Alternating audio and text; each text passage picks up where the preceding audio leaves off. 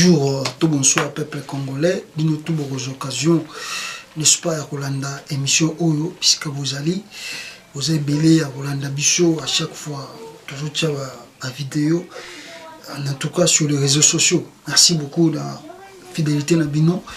Pe nako zonga Rolanda Bicho nan o toza ko ba pona Congo. Alors Andekonanga lelo oyo toza na moi ba point belé to kolobela, mais nous allons faire le fort to épingler ndenge yango ezako kende na kati ya Congo. La première des choses nako banda nango ezali point moko na kolobela ngoma mbango po ezali mo ba bruit aussi ba réfléchir sur yango ezali liwa to reki liwa lutumba pe Papa Tshisekedi Tika Bicho depuis ça fait presque je crois je sais pas une année demi ou comme ça 2 ans déjà Papa Tshisekedi Tika Bicho. Alors bazosa il a mausolée faut pas qu'il kundaye na kisasa comme c'était prévu. Alors je crois que dans ce côté là tout le monde azali à kozala opposé na moizate vie son combat et vie ce qu'il a fait dans la politique en République démocratique du Congo. Je ne pense pas que Moutakoui kozala opposé na kozonga ya Papa Tshisekedi toko kwantere to basalela ye mausolée ndenge bani basalela ye azate. Bon, le problème est ce qui dérange aujourd'hui ezali le coût au baza kosalela mausolée wana.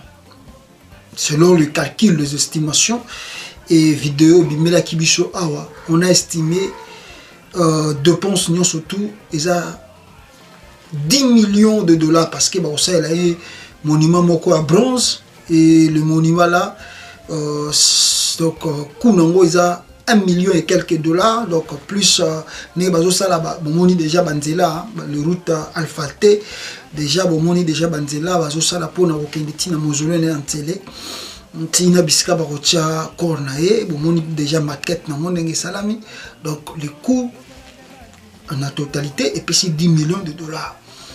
Bon, pour le moment, oya Papa Etienne Tshisekedi, donc na lutumba ti banterema na e bazwa corps na e na comment on dit ça, bazwa corps na e na Belgique na France ti kita Congo corps ya lutumba non surtout ba dépense le musicien congolais ba sengi dépense il y a 1 million de dollars. Ah Congo Nzambe. Ah Seigneur Sungamboko. Le musicien congolais basengi 1 million de dollars pour la base au corps ya lutumba na Paris bea kokundango na Kisasa. À vrai dire mboko to vandi ya mona mundela za ko évoluer quoi. Parce que mundele que tu sois star, que tu sois qui tu es le gouvernement a ko organiser neti badei tant que qui ba Johnny Hallyday akufa ki gouvernement assisté et puis à bomisi ba bisika banterima makambutu et salama. Mais je ne sais pas ce qui ndenge ba kundaka Johnny Hallyday ba français ba disposer 1 million de dollars pour na ba kunda Johnny Hallyday. Na éviter ba yebi peut-être ba ko contredire nga na vidéo na zo sala. Johnny Hallyday. Est-ce que na France pour n'avoir que 1 million ou plus de 1 million de dollars.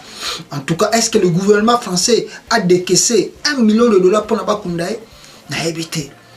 Bon, Michael Jackson a koufaki aux États-Unis. Tout le monde qui finira une salamaki. Mais à coup des États-Unis, le gouvernement a assisté, mais jamais beaucoup de monde gouvernement bima pour pas que kunda artiste non. Parce que artiste faut vivre na ba œuvre na donc soka kufi mbongo na o ya bombaki yango ko kundaye donc ils ala ndingo na mboko to vandi mais na kati ya Congo à chaque fois un artiste soka kufi il faut qu'on dépense bimana na caisse à l'état à vrai dire tous ces artistes ba œuvre na bango tellement peu ezali spoliés par eux-mêmes le gouvernement ba artiste musicien le quoi ba mona mbongo te moyen ba ça la paix ba meka komi kunda bango moko ezate pour artiste congolais baza pauvre baza na mona ba l'arte Donc soka kufi fuka gouvernement faut intervenir.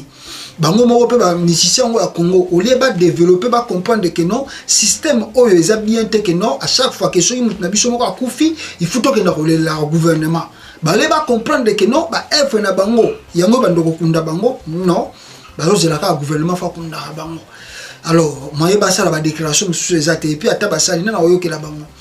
Fallait pas continuer la révolution pour pas comprendre que non surtout quoi ici makambo zo le kana Congo ba droit d'auteur na bango kozala n'est-ce pas attribué na ba o bango baza ko sala. Donc problème makasi ya mwana. Donc Kora Tshisekedi ba kunda ngona Kisasa 10 millions de dollars. Kora ya Lutumba ba kunda ngona Congo 1 million de dollars. Donc au moins dans l'espace ce qui a combien de mois gouvernement pour na kunda bibembe abimisi 11 millions de dollars. Voici une photo, il y a école primaire. Na habité sur les ana Sankuru, sur les ana province Ninoana, na Kata Congo. Bota la photo wana. Ce sont des enfants qui étudient. Bana na biso baza rotanga. Ah Jesus Christ. Je ne sais pas même ba George W, ba George Bush ba kufi na mboko. Même écoute na mona yiba tunso abimisa kita photo ya père, il y a indépendance, il y a démocratie, hein, même père, même il y a libération, même il y a France. Charles de Gaulle, Bisika Bakundaï, n'a habité sur quand même 300 000 euros. Bisika Batia Charles Taylor, n'a tombé Bassaïla, n'a habité sur quand même 300 000 euros. N'a habité. Tshisekedi, Azalaki premier ministre, Mutaboïté. Tshisekedi, Abunda Bitumba pour la démocratie, mais démocratie en autojou en côté. Démocratie exacte na Kata Congo. Maintenant, pour Nabakunda Tshisekedi, Nabakunda Lutumba, il faut que le gouvernement ait 11 millions de dollars. Tandis que Bana Obozo Mona Obazo souffri, Bazo Vanda na Mabanga, ben quand les athées, Moutakufi a Koufi. En tout cas, notion, monsieur Subison de tout le monde ne comprend des pénalités. Nous ne comprenons pas comment Mundela se comporte. Et puis, nous sommes des Bantous. Qu'est-ce que cela veut dire Bantou?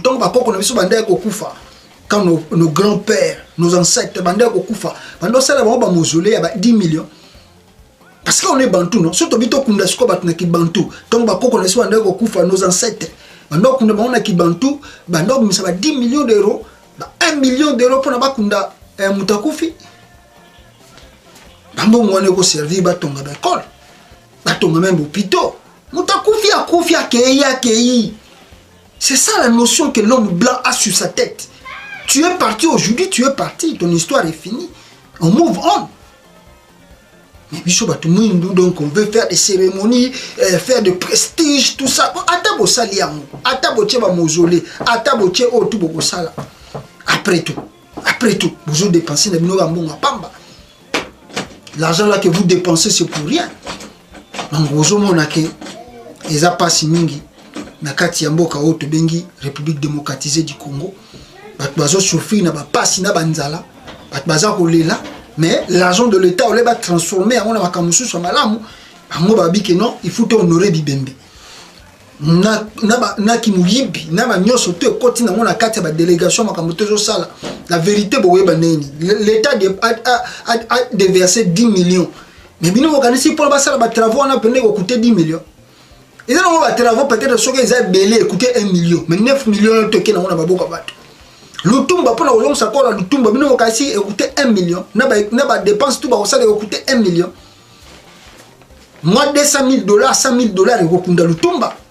800 000 $, on a toka 20 000, 30 000 $, tiens, on a la poche. Donc maintenant, il y a des commission en fait quoi. Marathon Congo. Mawato le peuple congolais. Voilà, merci beaucoup na moi entre parenthèses wana pour la précision wana to move on. To kota na makambo eza tellement sérieux le peuple congolais. Alors, bino mo bomoni ke makambo susu peza ko na kati ya mboka oto bengi République démocratisée du Congo. Au moment où je vous parle, Rwanda kuna eza ko yinda parce que makambo to bande ko lobelango depuis kala. To bande ko lobakino na Rwanda menace ezali. Atususu bien non, na Rwanda paix, na Rwanda loko ezate Kagame aza ko maîtriser terrain. Mais tout l'exebino que non, au Rwanda, il y a de sérieux problèmes et il y a même de rebelles sur le sol. Sur le sol, il y a Rwanda. Oyo ya Paul Kagame. batie tembe ote bino bozo ko yeba te bino bozo ko interpréter kaka mande bo interpréter kaka makamna bino bozo comprendre te. Aujourd'hui totangi na journal oyo bozo mona awa na teli bino image qu'il y a de sérieux problèmes au Rwanda. Et à partir de yango beaucoup de pays oyo ya Europe, États-Unis, Canada, ba pays Europe, ba sengi na ba ressortissant na bango ba ko fréquenter Rwanda, ba visite ya Rwanda. Et même ba o baza na kati ya Congo baza ko linga ba kende ne pas Rwanda, baza na bokebi parce que la situation là-bas, bango même bango baza ko maîtriser yango te ba yebite rébellion ni nezo sala manakati, yona po na bazo luka ba renverser Paul Kagame. De l'autre côté, Kagame acquise Museveni, nous avons renversé. De la manière tu es venu au pouvoir, c'est de la même manière que tu vas sortir. Kagame est venu au pouvoir par quelle manière? Par un coup d'État. Maintenant pour sortir, tu vas sortir comment? Par un coup d'État aussi. Parce que Béchir au Soudan, avec un coup d'État pour y comme président. Bon, si on a basuki si kaka na coup d'État. Soko yaki na coup d'État ko bima na coup d'État. Nengo yo elaki ndenge yo ko bimela. Donc ils ont eu le Paul Kagame a ko vivre ba scénario eza ko ela na kati ya Rwanda. To lo baka yango. Tant que problème il y a ba Hutu, Tutsi eza résolu, il y aura jamais la paix au Rwanda. Même ici ba multinational bazo sa na bango bazo sa la wana ba kumisaka ba inventerie na ba invention ya Kagame bazo lexa la pamba. Tant que le problème il y a ba Hutu eza résolu na kati ya Kigali. Jamais il y aura la paix au Rwanda. Jamais il y aura la paix. Parce que Kagame est roi au Rwanda. Moutokolo banete soko meki abomi yo mwasi na yo bana na famille na même abomi bino. Moutoko sa le pelo na mukili azana été. Mais tandis que le problème persiste et existe. To éviter de shona nenge kokende. Mais problème oyo boza ko mona ya Rwanda. Ndenge za ko kendele. Ndeme mi biso skoyo na problème na biso ya o esengeli Tolobela au peuple congolais parce que au moment où je vous parle déjà sengeli ba congolais boye ba keno makele le paix à rébellion et ça kolinga kota Congo makambo boza koyoka na Rwanda wana eza kolinga kokota na kati ya République démocratique du Congo. Ça c'est la première des choses que ba congolais sengeli ba noter. Déjà boyoka kiono ba ADF Nalu ce qui est L6 et sali attentat. Est-ce que réellement ezala ki attentat? To éviter. Mais réel de choses est que la façon dont Félix Antoine Tshilombo a été nommé par Joseph Kabila, je vous assure, on n'aura jamais la paix au Congo. Il n'y aura jamais la paix au Congo. Parce que Batubande il faut s'attendre que non, il faut aussi un régime Oyo, ya Kanambe. Mais Antoine Tshilombo a salié partenaire idéal officiel naïe. Na Congolais tout bazana ba pembeni wana oyo bazibande ko linga makamba régime Kabila te o ba yebi ndenge nini ayaki ndenge ye moko Jean-Marc Kabunda le baki kaya na ba botin ya mbula ndenga komi plus de milliardaires na kata Congo batwana bazana ko c'est pelaté. Oh non ba groupe armé bazongi si minduki basengi pe wana ba ça les ba maseki ba mise en scène. Je vous assure que le régime oyoyo ya Félix Antoine Tshilombo Wakanambe et govanda te parce que eza régime batami pe simba mi na maboko ya Kabila. Et tant que Kabila est au Congo, il n'y aura jamais la paix et il n'y aura jamais la sécurité au Congo. Problème oza ko affecter Rwanda eza ko ya malembe za ko kota Congo. Vous allez voir dans les jours à venir comment les choses vont se diriger et va se rendre compte na yango. Makambo na zoe sabino bomo na yango mikolo za koya nyoso to tokoma ki na suka na nango ayeko bebisa Antoine Tshilombo mawa ye moko pe Antoine Tshilombo peuple congolais avant daté lokola mukusa ya avion on dirait mutu moko boye bande ko rêver na vie na nga pena funa za la ga likola ba jet na tambola hane na senge na tambola Antoine Tshilombo akei na ye auti boma kuna kitiki sasa paf nde toyokela ki na ba sango soka kende koteka île de Mateba Antoine Tshilombo baf a sauté lisusu ake Kisangani nakata Kisangani kuna peuple congolais à la surprise de tout le monde le chef de l'État a inauguré pont travaux on est salé 25 jours. On a taliban. Travaux on est salé 25 jours possible là. Voici le pont. Un pont de 30 mètres s'il vous plaît. Oh, Félix Antoine Tshilombo a inauguré. Pont à 30 mètres. Et bon, la construction à pont. Je vous assure que le pont là, et même quand tu as 2 véhicules aller-retour, 2 véhicules, elle est directement dans la pont et c'est impossible. Et quand tu as 2 véhicules, mais Antoine Tshilombo Wakanambe a su pendant jet à Longwe Kisasa, à Keti Kisangani, à Keneko inauguré pont à 30 mètres. Oh non, pour les appeler histoire, bon yébité, bino ba congolais bozo comprendre d'été et zali pomoko comme même économie, kobongisa ba kambebele commerce. Oh mais je dis, est-ce que vous êtes sérieux?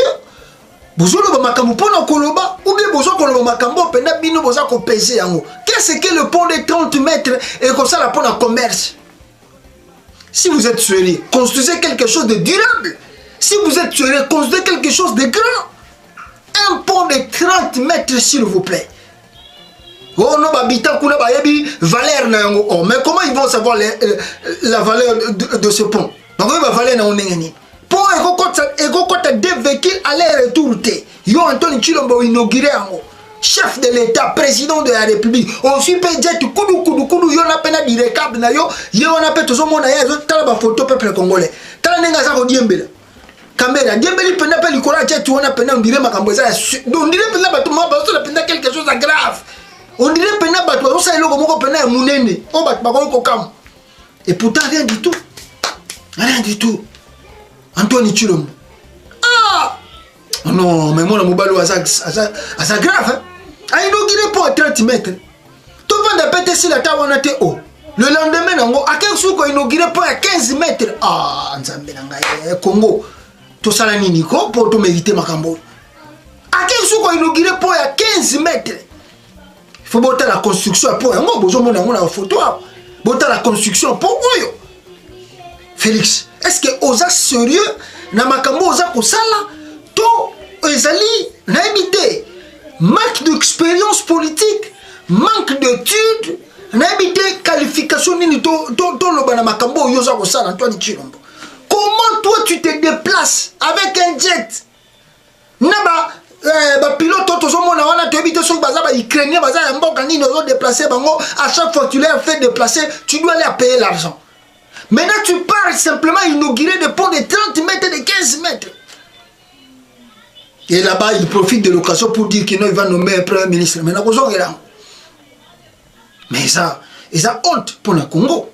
Ça, c'est la honte pour la nation Congo. Tshilombo, ce qui nous au quitté dans Makambo Zokosala, tant mieux au tika na yo bien avant. Tant mieux au tika bien avant. Au lieu que se ridiculiser à Batouboy, pamba pamba. Au lieu de se ridiculiser Congo car pamba pamba boy. Le moment est là, Félix Antoine Tshilombo démissionne. Tika, parce qu'on a cocaté. Et on a dit que on a cocaté, on a les habits sala. Et on a accepté que cet homme-ci n'a pas l'expérience, même un niveau intellectuel, pour réfléchir dans Makambo Azako Sala. Mawatro, na bato bazako landel. Parce que commission na sima ba taliban baza ko comprendre na nous te pona et c'est que ba taliban ils ont 5 secondes touché pour bango baza lokola aveugle oh ba boakela ki oh Jésus boakela ki première fois salive atie na misu atuni ozomona ona ozomona bato mais ozomona bango lokola bantete donc pona bango ba mona pena que non Félix a teki Congo et sengeli olongo boakela bango Jésus a so salive ya mi balé atie na misu na bango afungula bango ba bango kendo ko sukula su mai ndesima ba komona que non Antoine Tshilombo Chakei. Alors, peuple congolais, n'a pas monsieur ça à Togolobela, les alliés élections où tu ça à l'Assemblée nationale. Binoto Boumoni, élection à l'Assemblée nationale, à la surprise de tout le monde. Bota la yamwana, élection, bota la photo Bozomona. Le FCC sort gagnant. Le FCC sort gagnant. Présidente. FCC. Zui Jama Kabunda Bacheka, premier vice-président pour embellir l'image. oh tout batikali wana na bureau wana même opposition kutu ba opposition kutu ba boycota ki na bango ba opposition ba boycota ki na bango kokota na kati kuna FCC na FCC et le binongo papa Molière loba o batali baba ko finga ye mais Molière a ebisi no vérité est-ce que FCC mabe to ya malamu ezali biso no studio za na kata FCC Félix Tshisekedi azap azana FCC Kabunda azap azana FCC dans le minute to si to lobaki yango IDPS n'existe plus. L'UDPS est englouti na partie à Kabila. L'UDPS n'existe plus.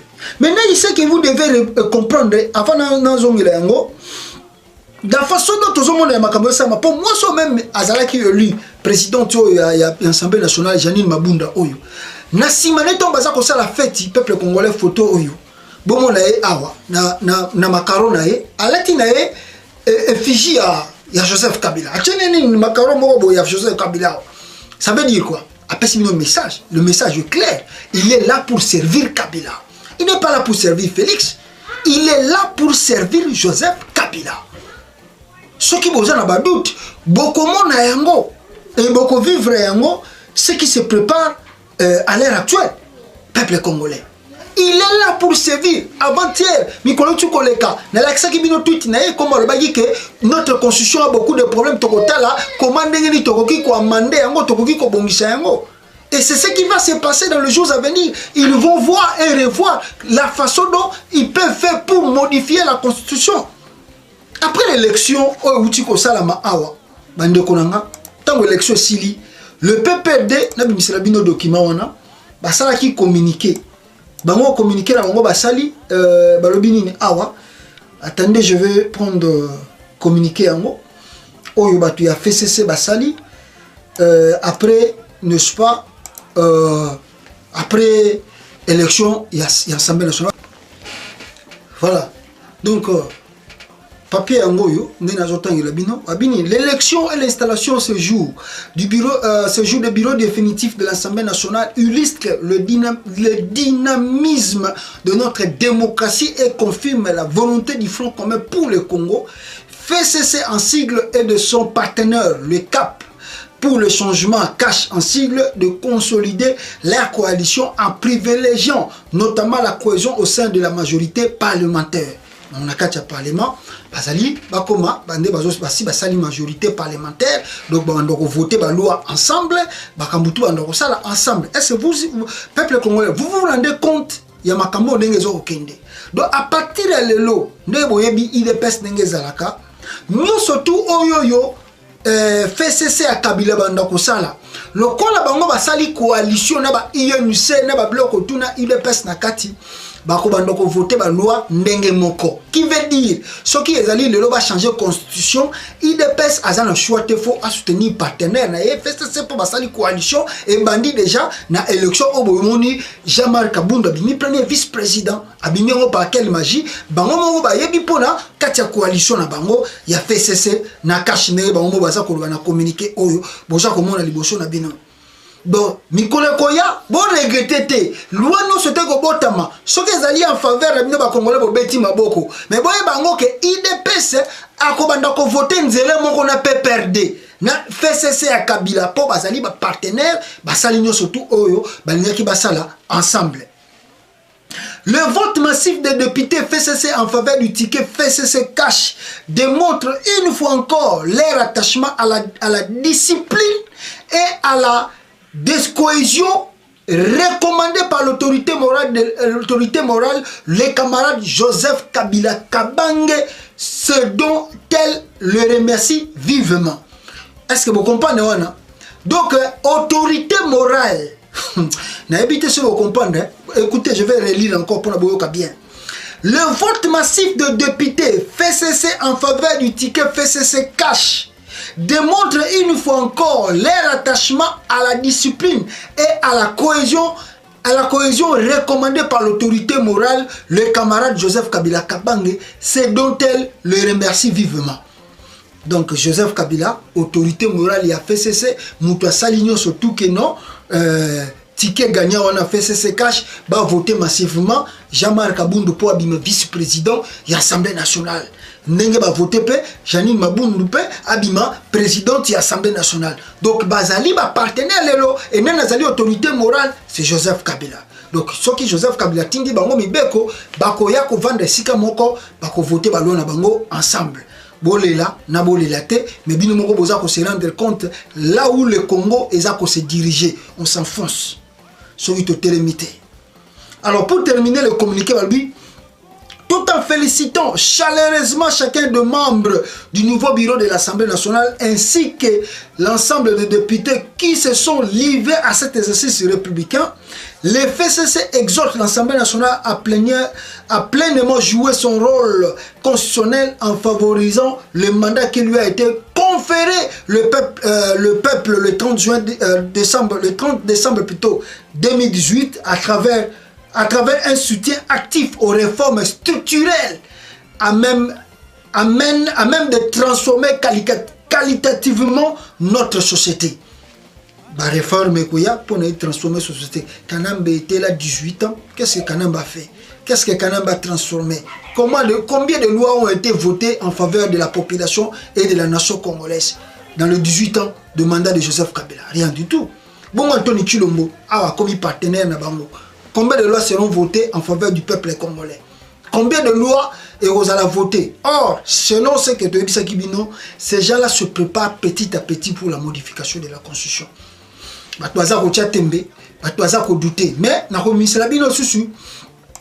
peuple congolais, tout moko ezali awa, voilà, je ne sais pas ce qui.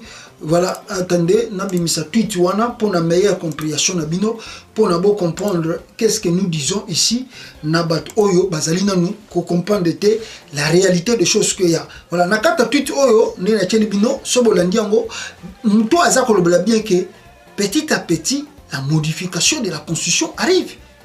Donc tout a éveillé politiquement, azoyeba déjà que le Congo est en danger de disparition. Grâce à qui? Grâce à Antoine Chilombo.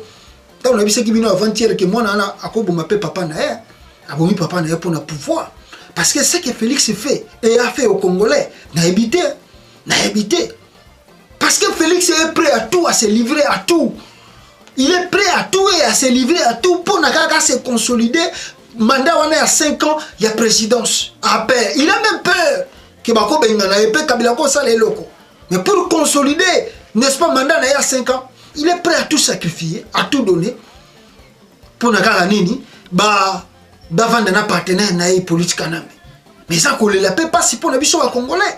Le lot au Congo, ça qu'on se dirigeait vers la modification de la Constitution. Le goût, Nicolas Koya, 2023, Ndenge de Koya Uchukokoma. Bokomona, élection présidentielle. Ce qui doit limiter les lots, je vous assure, peuple congolais en 2023, ce n'est ni le peuple congolais qui vont élire les présidents de la République, mais ce sera plutôt le Parlement bango va siéger, va élire président. Binomo boyebi corruption ça na Congo. Binomo boyebi que 3/4 de l'Assemblée nationale wana na Sénat contrôlé par Kabila. Donc tous les manœuvres élections ou élections oyo, élection oyo ezalaki ko préparer 2023 pour la Kabila aya kozonga na mandat illimité. Donc quand Kabila vous disait pourquoi faire des élections coûteuses? Pourquoi qu'on combatte des élections coûteuses? Il y a un moyen plus simple. Donc Kabila vous parlez déjà, il y a préparation, il y a modification de la constitution pour permettre à Zonga en 2023 l'élection qui doit maintenant commencer à passer par le Parlement. Voici maintenant, on a pris maintenant Chilombo pour faciliter la tâche. Que Chilombo, Kabiliste va modifier la constitution pour la Kabila 2023. Un grand traître de la nation, Félix Antoine Wakanambe. Véritable traître.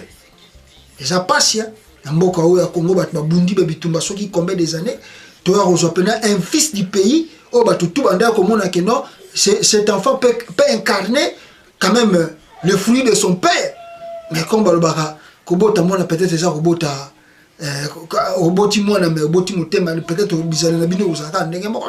c'est ce que nous voyons avec Félix, la différence. La différence entre Antoine Tshilombo Wakanambe et papa na écart même il y a 100%. Il faut même se poser des questions si cet enfant est vraiment Etienne Tshisekedi est vraiment son père. Parce que ceux qui ont papa na yo,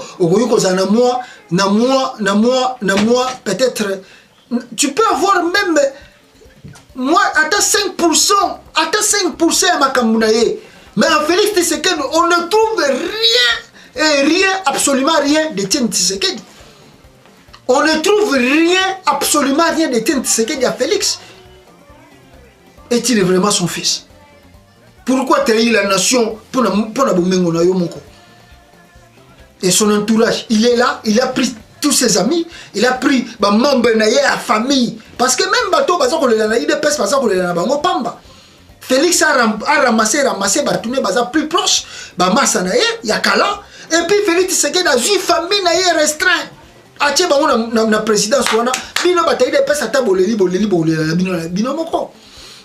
D'abord bazala ki abakenda ki sasa, basuki wapi. Résultat, quel est le fruit? Il n'y a pas de travail, Félix ne vous donnera rien. Vous voulez que ça aide à Pamba. Tshilombo a pris sa famille et puis il a joué Massa naye, bango de bazo sa makamna bango. Voyage au tout beau ça bilo kasi Félix c'est qu'elle a un vrai voyage. Non, Félix a un vrai voyage. Félix a ko kende ko teka babiloko po yenenga zawana aebike ngayawa mikolo na ngego ya na ebite ni ne ko ya. Au moment où je vous parle, Antoine Tshilombo a ko kende na ba voyage ko teka babiloko ko teka ba minéraux ya Congo. À la solde quoi. Parce que ce n'est pas possible que non, moto longola avion na Kisasa tiki sangani pour inaugurer bureau pour 30 mètres na 15 mètres. C'est impossible. Il y a d'autres missions qui se cachent. Bah voyage Antoine Tshilombo sala, je vous assure peuple congolais, makambe bomba minase, Félix Azako teka ba minéré. Cet enfant là c'est un grand voleur. Antoine Tshilombo. Ah, vous découvrirez après. C'est un grand voleur. Na minute on a sabi que Félix Azako tek kabilo kwa Congo. Ben on a partenaire na Kamere. Surtout Kamere sous grand mouyibi tipo wana. Nicolas Zoya, bon mona kaka, neni bato ko sutuka. Donc déjà bato ko sala dépense il y a présidence l'équipe même 120%. Ce qu'on a moni même c'est comme d'ailleurs 150% pour la façon dont il travaille. Donc Mawa peuple congolais. Alors, comme on a clôturé le point Oyo, le lot FCC, mais FCC comme un père. Le FCC comme un père, à la différence, c'est ça que Kabila Tiki, M. Soubaza n'a pas parti politique. Donc, un père, c'est qui parti État. Kabila Souba a sali différence, Tiki Bino, vous en a parti, mais vous en a quatre regroupements dans la FCC. Donc, c'est-à-dire que Kabila vous a englouti dans la FCC. Donc, FCC pour le moment, ils allaient parti État dans le Congo. Si vous avez la FCC, vous avez pouvoir. Si vous avez la FCC, vous avez ministre. Tu dois être dans le FCC pour la ministre. Le parti État vient de se naître au Congo. Et chef moral, c'est qui? C'est Joseph Kabila. Même quand tu sors de l'Ongo, tu es plus loin. Dans le Congo comme un royaume.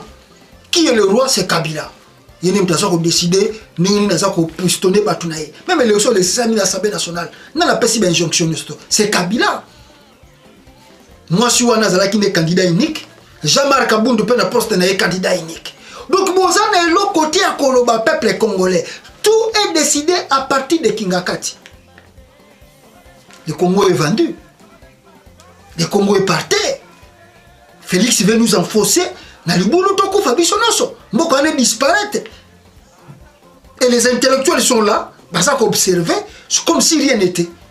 Au lieu de loba, au lieu de crier plus haut que non, nous nous enfonçons dans un trou. Filmer Yimbi wana nangima ye muto banda bi prison il dit la vérité bi que non bota la tweet na ya. Arabi vérité. Félix azana katia ide azana katia FCC. Kabungu azana FCC. Patron na bango c'est Kabila, c'est fini pour l'UDPS est disparu. L'UDPS est disparu. Non simplement l'UDPS est disparu, mais Félix Antoine Tshilombo Wakanambe veut disparaître de la nation congolaise au profit des Rwandais. Ce que tu as silence total à cahier. Tout le monde dit non, Félix, ça mon papa Etienne. Mais c'est Je vous assure que cet enfant n'a même pas les 5% de son père en lui. Félix n'a même pas le 5%. Il y a un papa, parce que s'il avait réellement le 5% du sang de son père, Antoine Chilombo a kokeni na makambo azoke na moté. Même balobi que balobi tel père tel fils parce que son moni papa comme on a moi. Mais Chilombo ne trouve rien d'Étienne Tshisekedi. On ne retrouve rien du tout. Cet enfant est venu disparaître la nation. Il est venu accomplir la mission des Rwandais au Congo. Tovanda Kimia, Tolobate, Bino intellectuel Bovandi, les politiciens congolais Bovandi, Bozo Kolobate. Toto, Biso Toto Nima Congo Bunga, Congo disparaître à cause de Moutuboko, à cause de l'intérêt à Félix, Biso Tokangamaboko, Tovanda Nabiso Totika Nabiso, Egosila, Egole Kalamo, Tonze la 5 ans, Namakambo et Bandi Ezoboya. Mais où sont les politiciens congolais? Où sont les politiciens congolais? Mais vous attendez quoi pour agir? Bolingé comme trop tard. Mais le moment est là, il faut commencer déjà des actions parce que Chilombo, Azo comme Mabisu dans les boulous. Bolingé comme en 2023. Mais les choses se préparent déjà. Élection, ils ont changé. Constitution, ils ont changé. Vous attendez quoi? C'est le moment d'agir. Où sont les politiciens? Où sont des intellectuels congolais? Vous ne voyez pas. Monsieur Nabino, surtout, c'est à Kokangama. Donc, tout ce que la Chilombo a détruit une nation. Cet enfant est venu accomplir la mission des Rwandais. Il est venu accomplir la mission des Rwandais au Congo. C'est regrettable. Le PPRD fait cesser et comme un parti État. Parti État, un père. Bis. Matutu bazara na kachuana. Bomona ki yango, faut ba photo yango. Na kati ya fête, bozomona Jean-Marc Kabunda za ko dîner na bata fait cesser. Jean-Marc Kabunda za ko dîner na fait cesser. Ah, papa Tshisekedi papa. Papa Tshisekedi. Batu mususu malais qui sont baza ko accuser Kabunda. Mais Kabunda ne fait rien. Kabunda n'est que simple étiquette. Il est manipulé. Mais le frotteur du trouble. C'est Félix Antoine Tshilombo Wakanabe. C'est Félix. Ceux qui battent UDPS vont combattre. Pourquoi vous combattez Kabunda? Combattez Félix parce que c'est lui qui est le manipulateur et l'auteur de tout ce que vous voyez aujourd'hui. Il n'y aura rien qui va changer. Dans la dit ceux qui font ce mukoko wana nengaza korobake na UDPS style lo ba defa bakiti. Na UDPS style lo ba defa bakiti. Ah papa Tshisekedi. Baningi basa lo mausolée à 10 millions. Bateki na bango mboka po basa lo mausolée à 10 millions. Bateki na bango mboka po basa la yo papa était Tshisekedi mausolée à 10 millions. Ah était Tshisekedi. Même s'il était vivant, je ne crois pas que Tshisekedi pouvait accepter basa le mausolée wana ba ko etele na télé. Chilombo, tu veux nous amener où? Donc mboka ane bunga ka pona yo. Angaya, tozawa. Voilà. Dès qu'on a foulé tous les bino makambo, tout y ambassadeur des États-Unis peut bimaki le na tongo na kata kisasa. Tu bisa bino nina. Que Chilombo ayi au sala tourisme aux États-Unis. Bochaki tembe ba fingi biso bonga ko le wa biso bon mo baba to ko message biso pe si to message na biso ata bo fingi biso to ki pesu bino te to tala bino kana musika. Parce que bino boza lokola ba aveugle je sais boakela ka salive ali boso bino bino atuni ozomona bino ozomona kaka te ba taliba bozomona te ezo senga ba boakela bino penande peut-être so ya mibale pona misu na bino funga mabomona ke no Chilombo ateki Congo ateki Congo na ba Rwandais. Il a un deal avec Museveni, il a un deal avec Paul Kagame, Félix Antoine Tshilombo Wakanabe. Na bisaki binoati ayi osala tourisme na yeko simbaka ba ketch ko tambolaka côté ya Mutombo Dikembe ko tambolaka partout akeko kangane ba photo na monument ya Martin Luther King kuna akenda ki bolingaka meka na Fox News. Ah Félix yebi Fox News oyo araba chaîne ngona sango yebi Fox News yo les interview na Fox News le oyo ba chaîne américain wana na sango au moni yo okenda na Fox News ba pesa ki réponse d'abord, l'attitude ou bien la façon dont toi tu es devenu président. Non, mais c'est impossible que tu va respecter le monde. Aujourd'hui, le monde entier est étonné. Parce que tu as la musique, mais tu ne représentes plus rien. ceux qui vont yamba yo zalika pour passer la couverture ba mon attaque non ba ridiculiser yo ceux qui va payer na bango mais en réalité tu n'as pas même tu n'as même pas de valeur ni d'importance parce que tu as été nommé et deux on comprend que tu n'as même pas la capacité intellectuelle de travailler il y en a pas tu sèmes la merde au Congo Félix ce batazo ko yebisa yo ngote tu sèmes la véritable merde au Congo Félix. Mais évitez, ce que ça dit, bon, il a pouvoir en gros. Donc, ambassadeur des États-Unis au peuple congolais, tout le monde a précisé. Mais investisseur n'est pas au Congo. Tant que vous avez ça, vous avez TV5, vous avez tembe. Il y a musique tout coup à l'objet qui ont la sens politique, vous comprenez qui bien était. Musique avez ça une vérité qui non. Investisseur à Oyate. Investir à Goyate na Congo, vous avez vu que les rébellions côté est ils ont bougé déjà. Les rébellions côté ils ont bougé déjà. Et les Américains batali, n'est corruption, il y a des élections au Salama, il y a des gouverneurs ba moni yango, il y a des sénateurs ba moni yango, ba ya comme on a électé l'Assemblée nationale, ambassadeur wana, bilo bokasi ba Américain ba Félix. O yaki ngo pesa bango leçon, c'est une erreur, n'est ba sanctionner qui connaît nanga. Ce que l'ambassadeur a précisé bien sûr pour comprendre que non, l'Amérique travaille pour son intérêt. Quel que soit le combat aux États-Unis, il pensait en toi que non, au lieu que y a une rupture. Bachaki Moutema, la première suspension, il y a l'élection, le sénateur a dit que voilà, à quoi bouger ma camp. Mais oh, mais se rendre compte que non, mais si on espère ou on met confiance à cet homme, on va se perdre ici pour rien. Cet enfant-là ne fera rien et ne fera rien pour le Congo et ni pour le peuple congolais. Alors ça est le côté. Même le marché américain va bouleverser la carte, les Chinois, les Américains va se rendre compte que c'est impossible. C'est impossible parce que la façon dont on amitié à Félix, partenariat à Félix et Joseph Kabila, ils sont non, c'est pas la peine d'espérer quelque chose de bon ici. Ce n'est pas la peine. Bah c'est retiré na bango. Tout yo Félix yo omoni lelo ya. Mondela lobaka, mondela zaka clair, surtout américain. Peut-être non on va na Belgique, on va na Bruxelles, na France, bozoko américain lobaka. Framboyi. Ya omoni na bana batu mingi, so vivre na pays anglophone. Okoyo ba qu'est-ce qu'un anglophone? Un anglophone azana na makila chocho, un anglophone asisa likambo mbala moko sili pa vandi calme. Anglophone a tourné à doté. Le rôle de français, belge, ils vont tourner, ça l'hypocrisie. Américain, ils sont en face. Si vous savez ce que tu viens de faire, je ne suis pas content.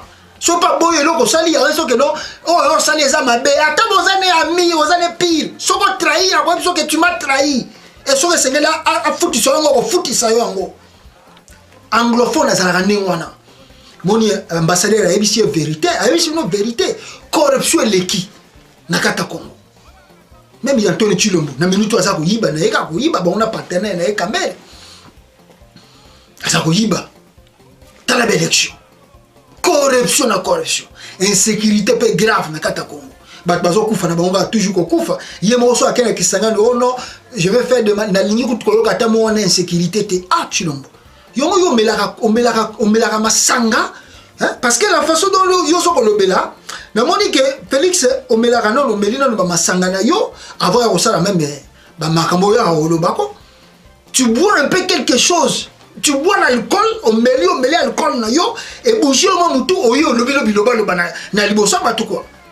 Ah, et au ça, et le côté, le biga, et les canons, tu n'es même pas sérieux. Tu n'es pas sérieux. Pour les Américains, c'est fini, tu n'es pas sérieux. Tu n'es pas sérieux, Félix, tu n'es pas sérieux. Investisseur, ni n'a pas ça qui va toi. Nebisa ki bino wa keno benvestisseur bakoya Congo te na élection ya Chilombo bakoya te bako pata kande baza ko pata na kanambe wana bateka ba biloko na Chine na ba bisika baza ko teka batonga biloko na bango bazo tenga mike wana. Il y aura pas le changement, le Congo ne va pas se développer, le Congo ne va pas décoller parce que Chilombo azali englouti na maboko ya Kabila. Kabila a passé 18 ans au Congo, il a fait quoi de bon, quoi de spécial? L'ambassadeur vous a rappelé. C'est fini cette histoire là d'attendre les Américains nayebi ça qui batwa que non bino bozomo na investisseur ni nako kita Congo ah bonukani il y a du sérieux au Congo pour l'investisseur aya ah bonukani mawa mais bonjour déjà makambu na si bato bazo ko comprendre te pour le moment ce qu'on va comme ko comprendre que non le Congo est en danger le Congo vraiment est en danger alors na makambu wana o tozo ba corruption bon mon ministre o Bruno Chibala kutunga na ebite sogiti le loazo zela nini na gouvernement ngolo ko ma neuf les autres maison continue ngora ba mapamba Bruno Chibala azo sanctionné ba ministre na ya longoli moko wana écoute na wana soki bureau ya Kinshasa ministre soki ya finance ayiba soki 30 millions de dollars ba sanctionné de bozo mona na communiquer ba sanctionné ilunga pe ya uti ko yiba d'abord nazana audio ya ilunga mais makambo ilunga lobi na audio ninga zo menacer bato abi ya banga mutute et puis azo bakangi o yibi mazo ko menacer mutu ilunga ochaki makile la au moins ninga sukeli yo bo poza na ngo Kongo moni pe ba kotika yo yibi mais batiki yo ka okena yo kwa eza na bamboko ya mindele ningo yibi wana okosanza yango okofuta yango mais loko eza Kongo ba kotika yo kaka okena yo kwa yo ka makele le ilunga zo sala mais tu es volé o yibi bakangi yo ko yibi bozo wanga o yibi pozo menacer mutu na kolakisa yo Kongo ko combien kolakisa yo za ministre lingo lakisa oh donc Congo vraiment je ne sais pas corruption moyibi le kitro insécurité mutuni na kwa cha business na Congo aoyate Félix akoishi susu Congo à part terre kana buzo bana moko kaka alors peuple congolais Martin Fayulu azoko kita le 28 ans on a ça très important de Saint Martin Fayulu. D'abord moi je félicite Mafa pour ko maintenir date na yo na maintenir ya ninga a maintenir date na ya le 28. Faut pas céder parce que ce que bateau ne bazawana ce qui bandi ko céder bango ba ko profiter na ndenge bino oza ko céder ba banda ko créer événement lukuta. Je suis tellement content que Mafa insiste et persiste que non le 28 ya kozana kisasa. Comme ça le corps bino moko bolobi que le corps ya lutumba eko ya le 28 eko ya bon et sengeli boye ba que non lutumba ebisaka bino mukola ko kufa kake ko beta. Alors quand bolingi corps na yeki elonga Belgique et le même le 28 na kisasa na nzela Martin Fayulu akoya boye ba ngoke bino moko boko mesurer yango o eko ya na kata kisasa le 28 parce que ba Congolais baza déjà pris à soulèvement populaire il n'y a pas quelque chose à attendre et quelque chose ya ko umisakawa hein Mafa yozo zonga na Congo Martin Fayulu le peuple congolais baza na confiance na yo et le Congo na koloba na yo sur ces aboyi omoni mindele pe baza kotala ndenge nini bino ba politique ne ba politique congolais baza ko se diriger ba moni alili makambo za ko kende mais l'esprit oyo pour moni esprit oyo Martin Fayulu oyo yo bimeli nango tombo milelo nango eza esprit oyo ba occidentaux ba ndeko mona na Papa Tshisekedi un homme radical ou à ça qu'on insistait que non il faut changer la valeur ya mboka mais à la fin de compte boyebi makamuni ne le cas tina ndenge Papa Tshisekedi doit pouvoir te et c'est cet même esprit élan oyo lelo oyo yo ba payer ba multinational ba moni katina yo je vous assure Martin Fayulu ce qu'on insisté au continuer quand on a livré aux autres continuer na yango mikolo zako ya ça va payer ça va payer ça va vraiment payer ça va payer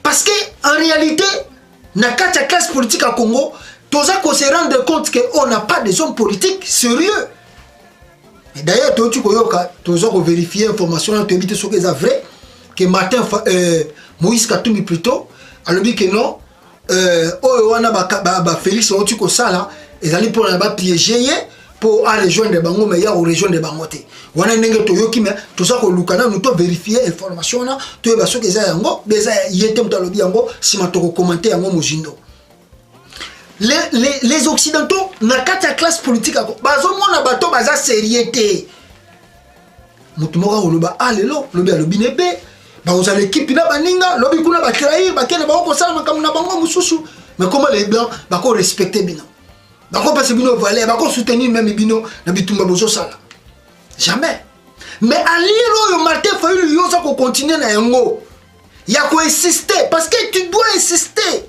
Tu dois insister que non, Félix a volé l'élection du peuple congolais. Ne faut pas lâcher. Même quand tu idée on a un dialogue, il faut même le boycotter. Il faut même qu'on boycotte en haut. Il faut même qu'on boycotte parce qu'on n'a rien à faire avec Tshilombo. Tshilombo est inclus aujourd'hui dans la FCC parti État ya Kabila. Bon, sur le naini, pour d'abord résoudre le nid. Bon, sur le sani.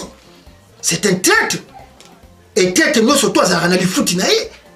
J'insiste et je redis encore à Martin Fayulu, il faut continuer quand on a même Mali. Insistance. La vérité des urnes sur la vérité des urnes. Et nous, occidentaux, venez aider le Congo. Venez aider le Congo parce que à l'île, tout ça qu'on kende, tout ça qu'on met dans la carte liboulou ya mai. Tu éviter ton nini. Venez aider le Congo pour organiser l'élection le plus vite que possible. Tshilombo a détruit l'espoir ya Batu. A détruit l'espoir ya nation. A détruit l'espoir ya peuple. Antoine Tshilombo, Mawa, ils ont passé. Mafa continue l'assistance wana. Koyoka mutute, ko rekilete, ko changer pété. Insister, attends qu'on tika la yo moko. Continuez la vérité na yo. Continuez la vérité na yo. Jésus était mort pour la vérité. Continue la vérité na yo, même si tu vas rester seul. Continue dans la vérité. La vérité des urnes, ce n'est que la vérité des urnes. Et le peuple congolais dans son ensemble, basa simanayo. Avant tu l'as bazo ko sala c'est mon ani nango. Alors ça ni le moté pour na congolais. Na inauguré va pas à 15 mètres.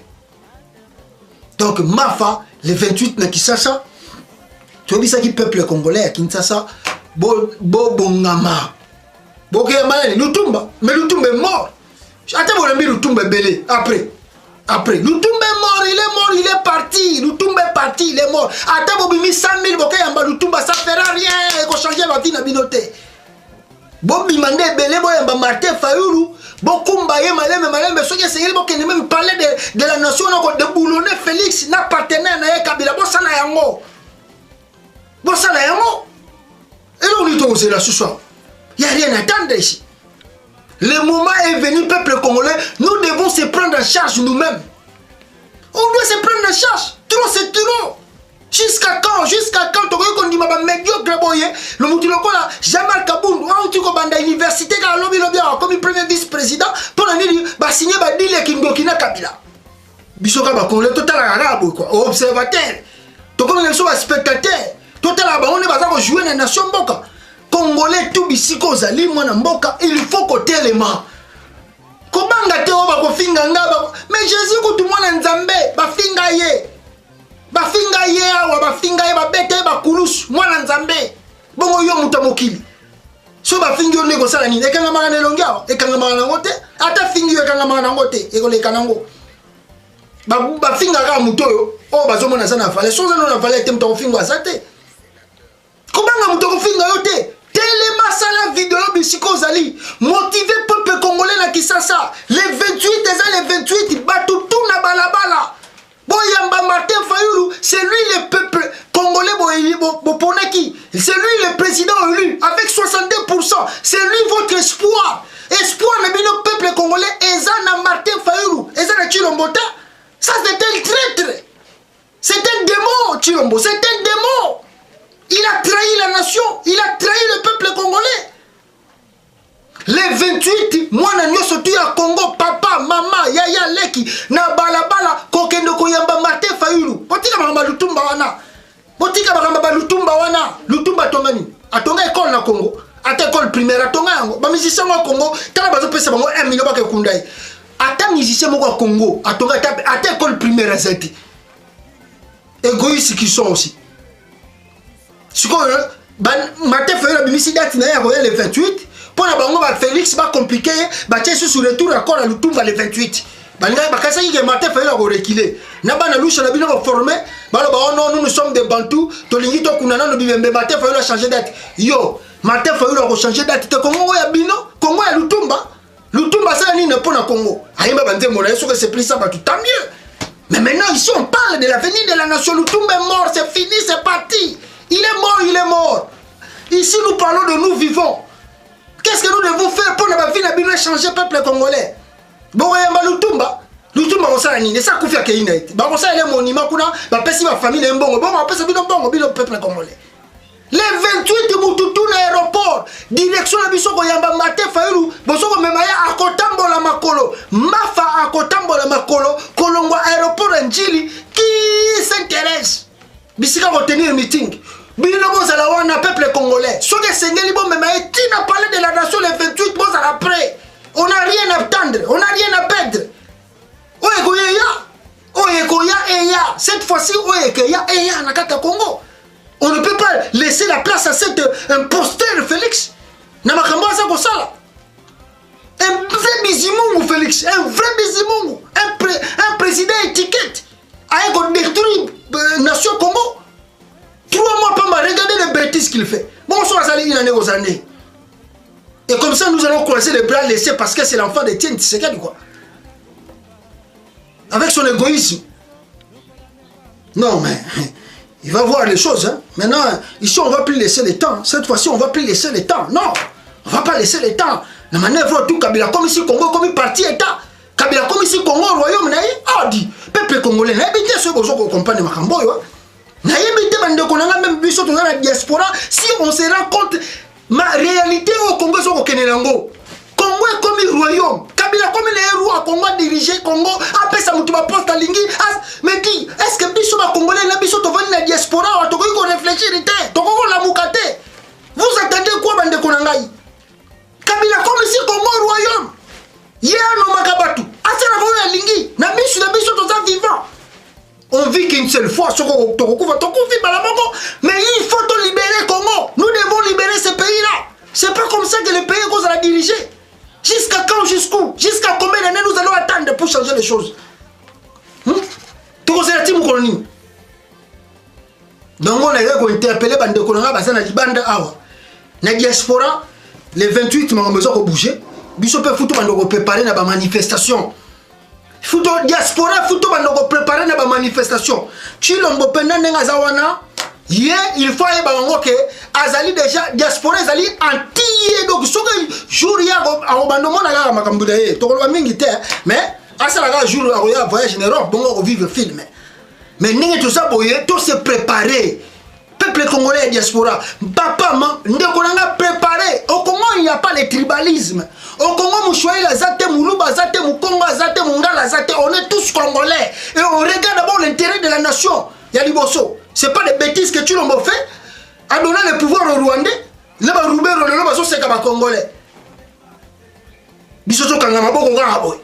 a plus de sommes au Congo. Il y a plus des intellectuels au Congo. Qui va défendre le Congo? Mais on est vivant pourquoi? Mais c'est pour défendre la partie là. Ndekonanga Libanda tellement ça la vidéo à 1 minute 2 minutes 5 peuple congolais les 28 base à les belé la Libanda soulèvement populaire et bandaka les 28 wana. On n'a pas le temps à perdre. On n'a pas le temps à perdre. Donc ils a pas si mingi. Toujours c'est là m'amener ça aucun des peuples ndekonanga. Mais les choses vont bouger quoi. Les choses vont bouger quand la mingité. Parce qu'on ne va pas laisser la Kabylie à maltraiter, les Congolais ne maltraiter. Mawa. Ah, tu l'as Mawa. Ni maraté, na regretté que tout le bon on a pas ni pesa yombote quoi. Je regrette. Na regretté makasi le bon. Donc il y a une manifestation à New York bien. Donc la sisa fa na zo bis na ngana ya na pena na na ndako na yo vanda. Je regrette pourquoi je dépensais même de mon énergie pour envoyer ko luka ko kuta na yo na pesa tambote na ngana regretté makasi. Je croyais que non, on est devant un homme très sérieux qui peut incarner même l'image de son père. Mais en réalité, j'ai de larmes aux yeux. On m'arrêtait que yon dem toko sala boye lelo. Merci beaucoup Andeko Nanga. Écoutez le bino mbarasima. Na mission mususu. Mobilisation à mikolo. Ti soulèvement ko salama. La patrie le monde nous vaincrons. Ingeta.